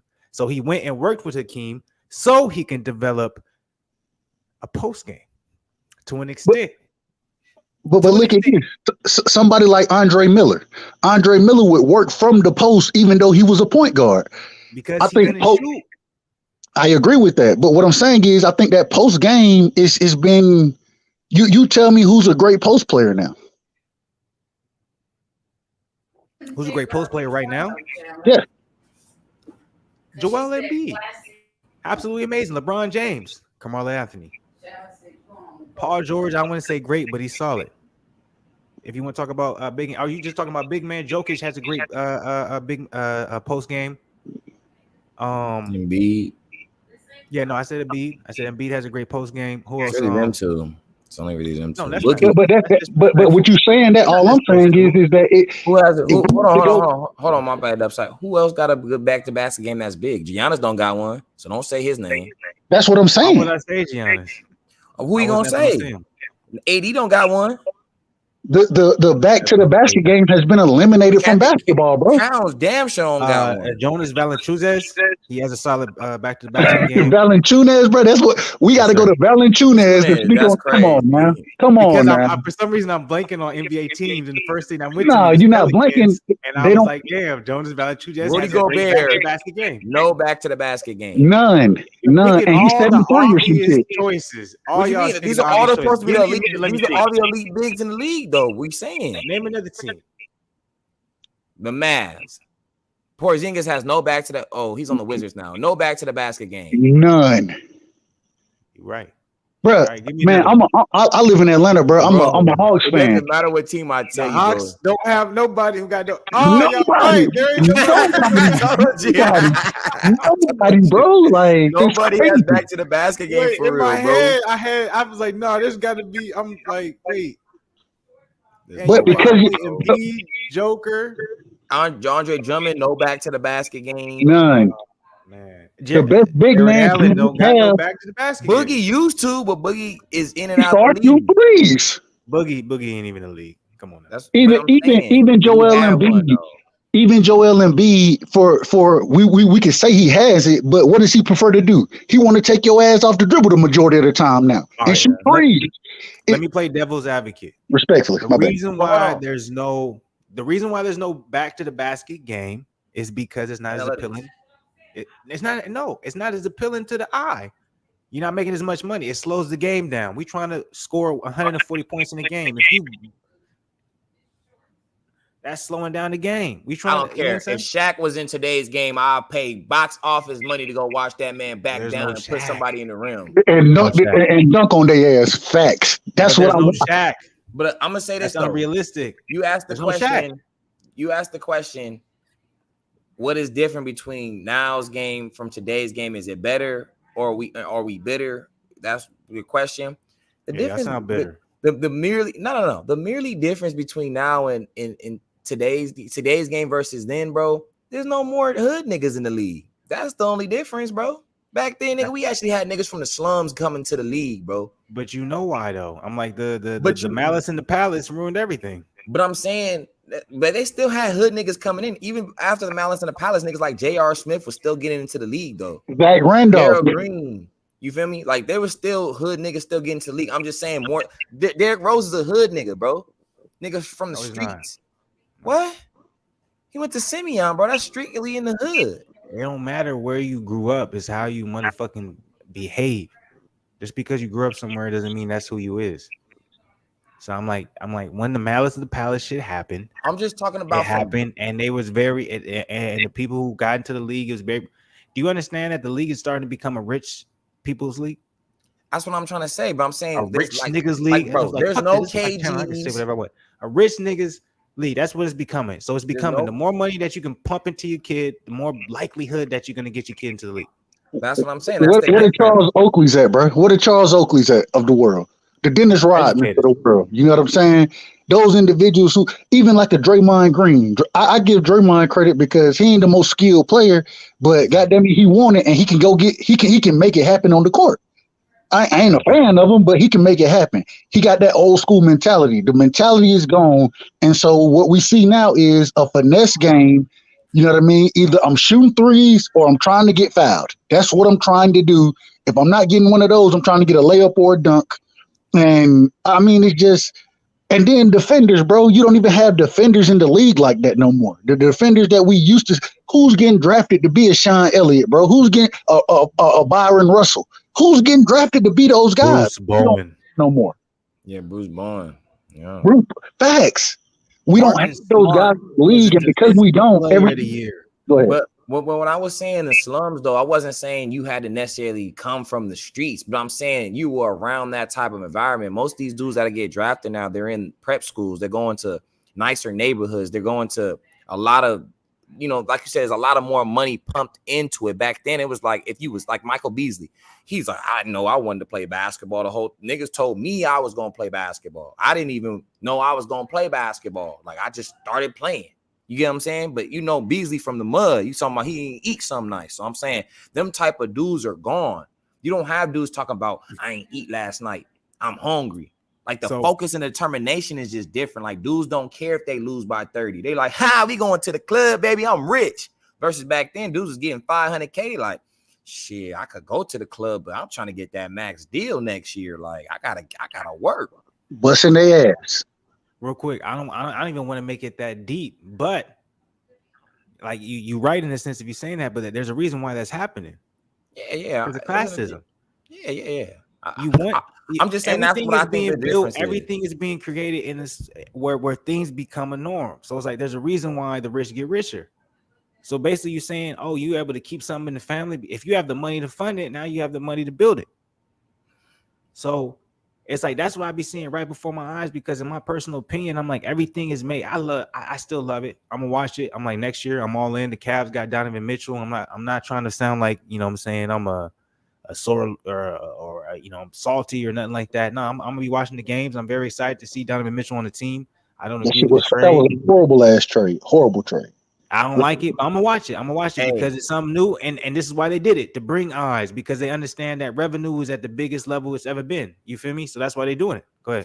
Flu hasn't said nothing though, but us getting Pat Bev, man, I think that's gonna be good for us, boy. We need that type of energy coming off. Okay, that we don't bench. got it in the title, but let's go ahead. Let's talk about it, because I forgot about that trade too. Pat Bev to the Lakers. Y'all traded away, like we said, Tyler Horton Tucker and Stanley Johnson. Okay, I think that was a good trade. But do you think y'all keep Westbrook? Yes, I think. Look, and I was telling the homie this today at the gym. He wasn't trying to believe me. He was like, "I don't think Westbrook and Pat Bev can work together." I said, "Look, Why not? They're the same type of person. They have different ways to go about it, right? Russell Westbrook is more of a leader, where I'm going to just show you on the court by my sheer will and my pure, energy and energized for the game. So I'm just going to go hard, 100 miles an hour, right? He doesn't really talk a lot, though. When he talks, it's more to the opposition. You're a little baby. He does all the little antics and stuff like that, but he's not necessarily talking to his players saying, you need to do this, you need to do that. Because he fuck up himself with the turnovers and shit like that. He don't make the best reads. So he just like, I'm going to just make whatever I'm doing wrong up later down the line in the game. Versus Pat Bev, he's just going to be vocally, hey, Bron, you need to box out right now. Because Pat Bev made a good point. He was like, why were the Lakers so successful in 2020? He said, because they had a leader in Rondo for where he needed to go. He was like, he was getting AD what he needed to be. He was telling Bron what he needed to be. He might not have been liked, but he did what he needed to do to make sure everything's good. He's like, because you can't make LeBron do that. LeBron is at an age of his career. He does not need to be telling everybody what they need to do. He said, that's what, if I was on the Lakers, that's what I would do. I'd be like, Bron, you need to box out. AD, you need to get here because I want to win. I don't care if they don't like it. I'm going to tell them what it is. So I'm like, that's what the Lakers needed. Because I'm like, I do like Tyler Horton Tucker. He's just happy to get in the game. I'm Bron's little bro. Yeah. Well, Bron don't need no little bros. He needs somebody that's going to push his ass, not necessarily him, but just push the team to reach where they're supposed to be. AD needs somebody like a Pat Bev. What the fuck are you doing? Why aren't you whooping his ass? It's like what up? Like, people don't even want to give Draymond his credit. KD was a different type of basketball player. He's still KD. He was a different type of basketball player on the Warriors simply because Draymond Green would put that battery in his back. He started talking to the media different. On his ass. I am. I'm Kevin Durant. He got all that from Draymond. I'm telling you, man. He ain't been the same since he left. I'm going to tell you that now. Fact. And this is the thing. It doesn't come down. I'm not saying his skills isn't there. I didn't mean to cut you off. His skill, he's still Kevin Durant, but I'm talking about his attitude and how he's going about certain things. He's not the same without Draymond. If Draymond was on the Brooklyn Nets this year, I guarantee they don't get swept. I guarantee you they don't get swept. But what it comes down to leadership. A lot of these guys, especially when you jump on the team with LeBron, you listening to LeBron. You looking for LeBron's direction. Whereas when you do have a Rondo, when you have a Pat Bev, you know what I mean? They may not be stars on the team, but they bring that leadership aspect to the team. They're able to correct LeBron because LeBron ain't always right. He ain't always right. He know the game. Right. He's very knowledgeable. You know what I'm saying? But at the same time, he's not always right. And when you have somebody in that locker room who can challenge him as far as being respected as well, because regardless of what people want to say about Rondo or Pat Bev, Pat Bev may come off the damn bench. He still is respected, bro. He's respected as a defensive individual, and he's not worried about numbers. He's worried about winning. Crazy. You have those individuals on the team, then there are times LeBron can say this. He's like, ho, hell no. Go get your ass down here. We need you to do this right here. I need you to do this. And when you have that individual who can take a load off of LeBron, it allows LeBron to excel more in the game. And so at the end of the day, that's what they were missing last year. And Russ, I love Russ to death. One of my favorite players, bro. At the end of the day, though, I don't think he has that mindset that's going to challenge LeBron, whereas some of these other cats, Rondo, I'm a big fan of Rondo. Rondo couldn't shoot to save his life, bro. But when he was with the Boston Celtics, damn it, he was the coach on the goddamn court. You feel me? He was the coach. Right. And you gotta have that. You gotta have that extension of the coach on the court, especially when you got somebody like LeBron who can take over and say that. God damn it! Oh, my bad. Go ahead. My bad. I agree with probably about 50% of the things you're saying, but also the same way you're saying some right things, you disrespecting the GOAT, LeBron. Who's no disrespect? Go ahead. What'd you say? Nah, he's just being a fanboy right now. You ain't wrong. Bron ain't always right. Kobe wasn't always right. Jordan wasn't always right. None of them niggas is always right. Always right. None of them. They can all be. Niggas is always right. Nigga. Nobody's always right. I didn't even say my point. My bad. Point? How did I disrespect LeBron? I want to know that. All I'm saying is you're putting too much weight on a particular player that really wasn't like you. All the credit that you're giving to him right now is like, okay, I respect it. That's cool. But I'm like, come on now, you being a little bit extra. That's my personal opinion. I feel like you're trying to grab straws. How am I being extra though? Break that down for me, respectfully. I'm not talking about LeBron. I'm not talking about LeBron. In general, how am I being extra? You said I'm being extra toward him, so I'm just wondering. No, not toward LeBron, toward the player I was talking about. I wasn't boosting Pat Bev, making it seem like he's Rondo. He's not on Rondo's level. Rondo different.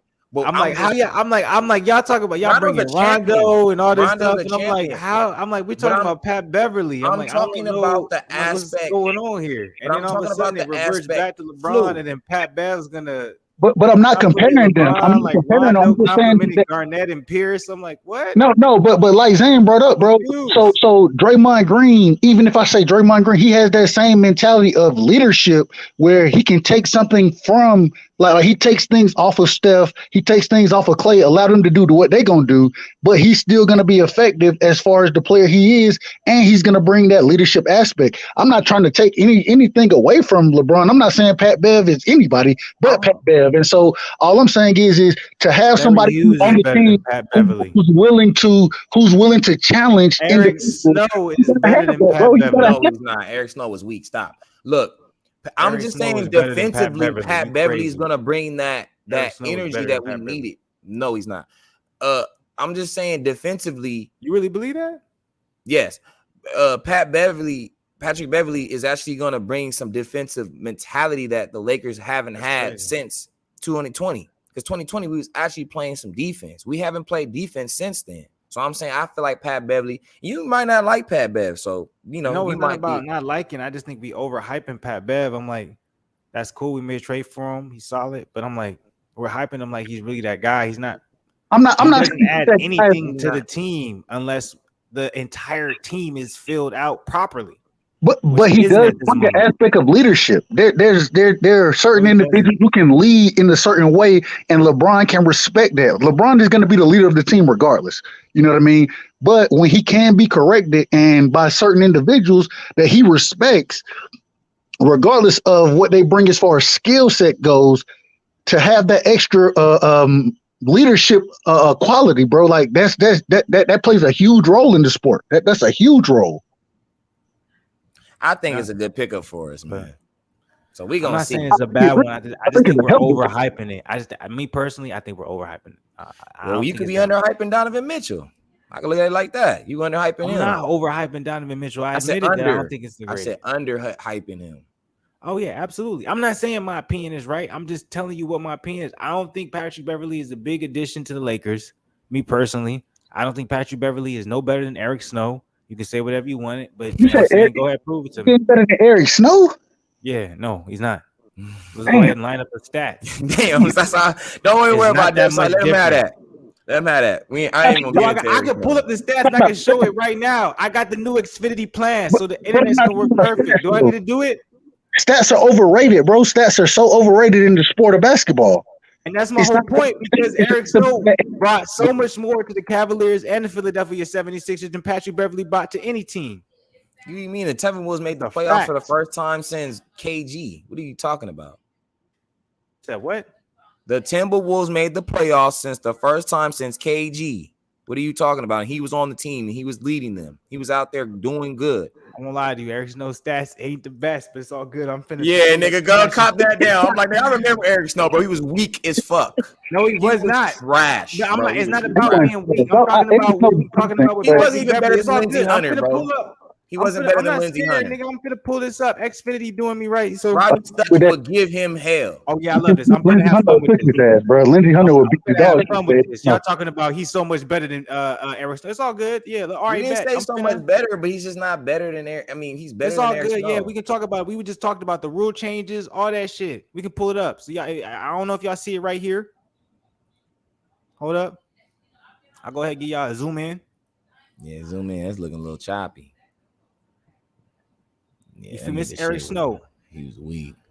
At his best, he was averaging 12.9 points a game with 6 assists. But it's not about point. That's not what we're talking That's about. all good. Let me get my shit off real quick. You know what I'm saying? And then let's go ahead. Let's. I'm gonna stop that real quick. So that was at his best. At his best, we talking about 12 and 6. 12 and 6. Let's see Patrick Beverly's best. I love this. Let's see what Patrick Beverly's best is. Y'all see this right here? His best year, 12.2. He did that 1 year. But his assists were well below my guy Snow. Other What's than his that, all he did defense 10.1. What's his all defense though? He did 9.2. Did you go to any of this accolades? What is all defense? Saying, what is all defense? I'll pull it up since Flu don't want to. He negating that. We're gonna see what Eric Snow did to contribute to a team. Wrong, nigga. It's not just about Eric Snow is weak. It's about the stats. Eric Snow ain't shit. I just showed y'all Eric Snow averaged 12 and 9. One time. He got one defensive team. But it's not just about the stats, bro. What it's about is especially when you look at somebody like Pat Bev, it's not about the stats that he brings. It's about the mentality. It's more about that than anything, bro. It's not necessarily just statistically. Yeah, he ain't gonna shoot threes and he ain't gonna do that shit. But at the same time, the mentality he brings, that hard-nosed mentality, and then the leadership he brings, man, it showed up on multiple teams. You feel me? I can, if I wanted to, Dub, I can bring up multiple articles saying Snow was the leader of that Cavaliers team because one of the reasons why Snow was around, yes, he was known as a defensive leader. He was known as one of the guys who solidified the group. Snow was known as a defensive guy, and I remember that specifically because I was a Cavaliers fan for a very long time. I remember Eric Snow. I remember when he was with Philly, he was known as the same thing. He was known as a guy. Allen Iverson did not guard the best guard on the team. Snow did. I'm not disagreeing with that. All I'm saying is that for this team, as far as the Lakers go, it's a good addition to bring somebody with that hard-nosed mentality and that leadership ability outside of just having LeBron being the leader of the team. And I agree with. I agree.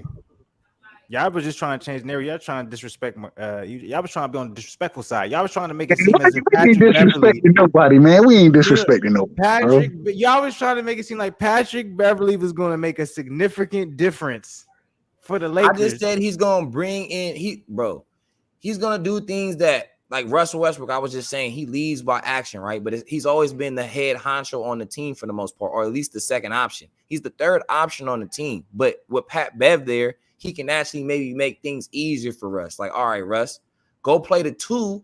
I hit you in transition and do what you do. I'll worry about the defensive side. Because Russ was lazy last year defensively. I don't care what nobody says. I agree. He was lazy. It's everything my brother just said is facts, bro. And it's not shitting on nobody on the team. It's just saying that bringing that extra leader into the game, even though he's not going to fill the stats up that way, he still brings very important intangibles to the team. That's all I'm saying. No, I respect it. I would say I just felt like y'all downplayed a little bit of LeBron's greatness. And I'm gonna be like that because I know LeBron. We're not, bro. We're just saying that LeBron is older now. When you get to a certain point in your age, like you 29, you about to be 29 soon, right? When you get to 34, you're not going to be wanting to do the things you're doing at 28, 29. You're going to be like, I won't want to, but I'm going to have to force myself to. But it's not like you couldn't do it. I'm saying if you, say this is all hypothetical. Say you have your own firm, you're doing your own thing, everything going. The things you might have had to do now, you can be like, I can go do it right now and show all y'all what's the deal. But if I can do less of that and somebody else can step in and bring something else to the table that we can. No one trying to be great is going to think that way. No, but this is the thing. There are times where LeBron, the low, yeah, he can carry the low, he can shoulder the low. But like we saw last season, the team struggled overall because LeBron was trying to he's trying to figure all this shit out. If you bring somebody else in who can take some of that shit off of him and allow him to be the greatness that he is, you feel me, and not and take certain things away from him. The reason you need it is because, damn it, with the team the way it's constructed at this current moment in time, LeBron got to get 25 and 10 damn near every night for them to be successful. And so if he's going to do that, then let's take something off his plate so he can focus on other things and be the greatness that he is.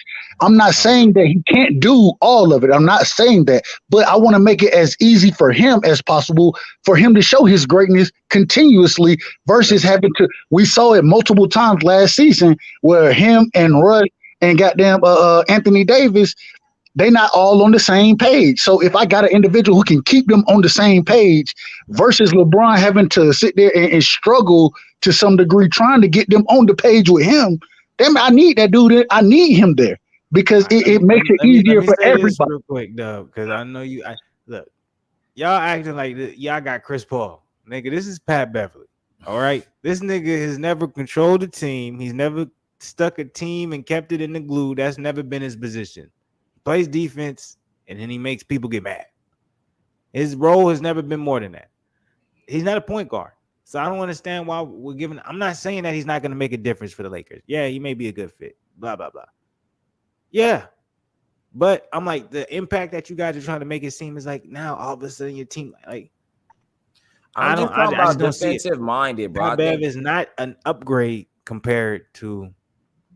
Last year, the Lakers showed me we had no problem scoring the basketball. We could not stop nobody. We lost to the Rockets 3 times, bro. Why are we losing to the Rockets? Why are we losing to the Houston Rockets, bro? Because AD's not healthy. No, it has nothing to do with that. It's because we're not playing no defense. Y'all had Trevor Ruiz on your roster. Bro, whatever you're saying does not negate my point that we wasn't playing defense. Your team was trash. We had no defensive mindset, bro. None. Okay, that's what it was. Y'all had Avery Bradley. Bro, we got him mid-season. Stanley Johnson. Oh, bro. I was about to come on, you capping now. Now that's cap, bro. That's all cap. I can pull up all Avery Bradley is a better player than Beverly. What are we talking about? You said Stanley Johnson, nigga. But you're talking statistics. I'm not talking about statistics. I'm talking about intangibles. I'm talking about things that aren't measured statistically. Beverly was so good. Y'all, all right. Y'all gotta prove me wrong on that one. I didn't know when the Lakers get to the playoffs, I don't want to hear you say nothing else. How about that? When the Lakers get to the playoffs, y'all acting like y'all got Rajon Rondo back or something. I'm like, Pat Beverly. I'm just saying, if we get to the playoffs, I don't want to hear no slander over there. I want to hear nothing. I want to hear no little lips bumping. I'm not saying y'all not gonna make it to the playoffs. I'm a LeBron fan. Like, hey, Goose, can I ask you a question? Realistic. Can I ask you a question? Right? Go ahead.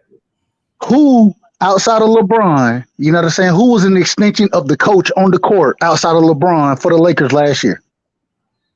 Last year, the extension of the coach last year? Outside of LeBron. Nobody. And so if you have that extension on the court, you feel think Pat Bev is going to be the extension of the coach? He's better than anything they had before. I don't agree with that. Okay. If you don't agree, then tell me who. Tell me who then. Who they should have or who they already had? Who they had last year. We only talking about last year. Who did they have last year that's better being an extension of the coach than Patrick Beverly would be outside of LeBron? Who did they have? Avery Bradley. Oh. Just log off, bro. He's stuck in his ways.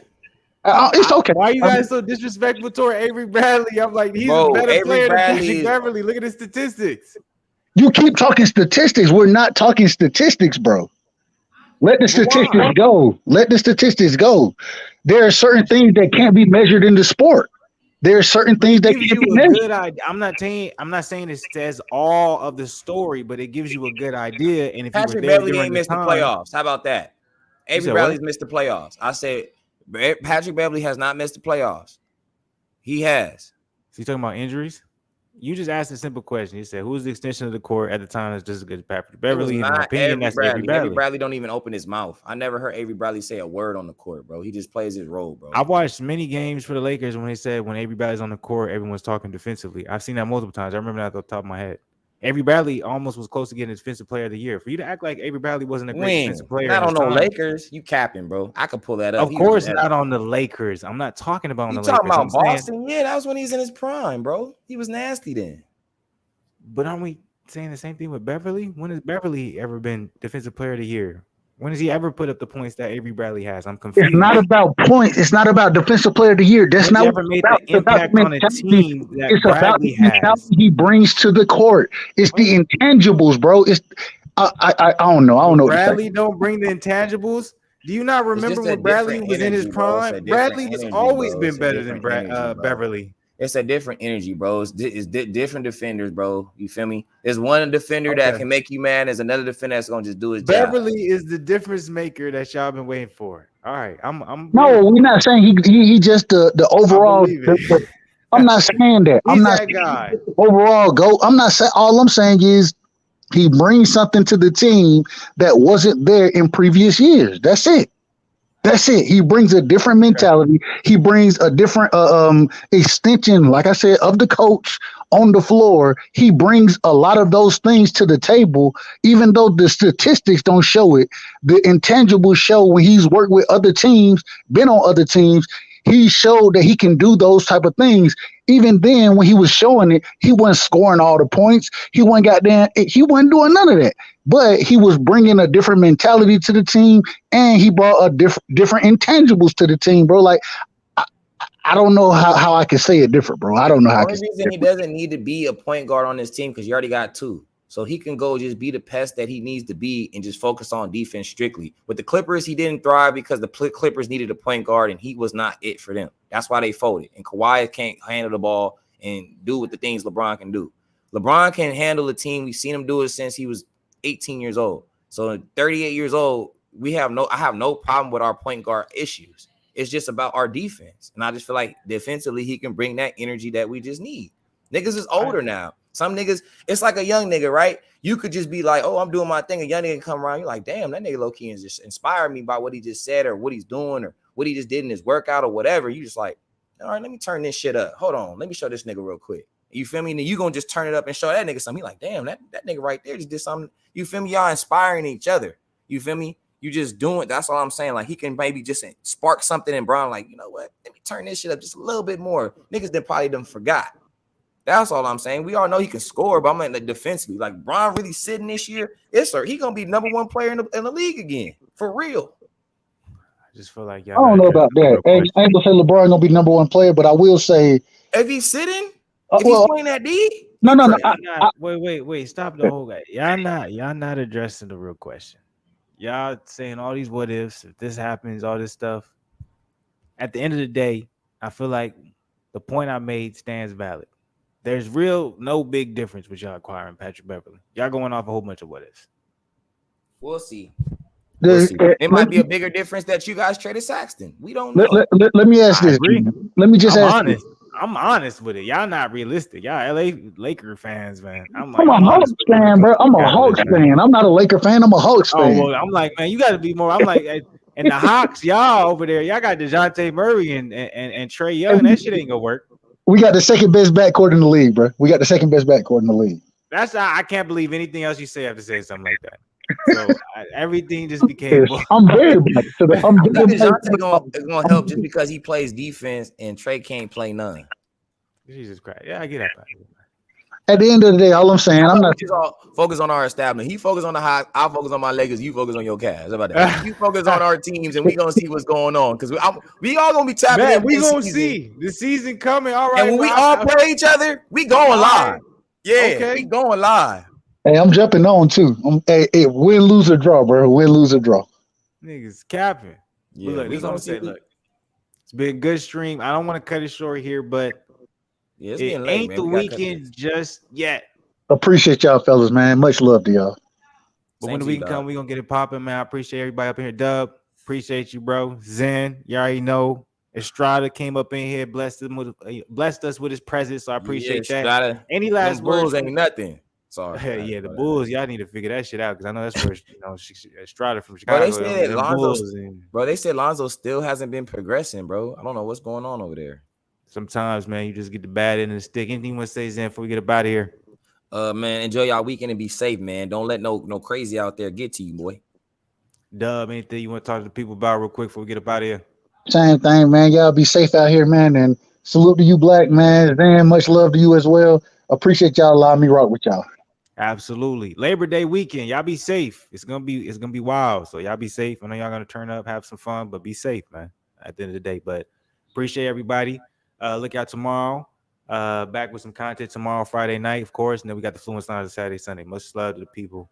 As always, man. Salute. We out.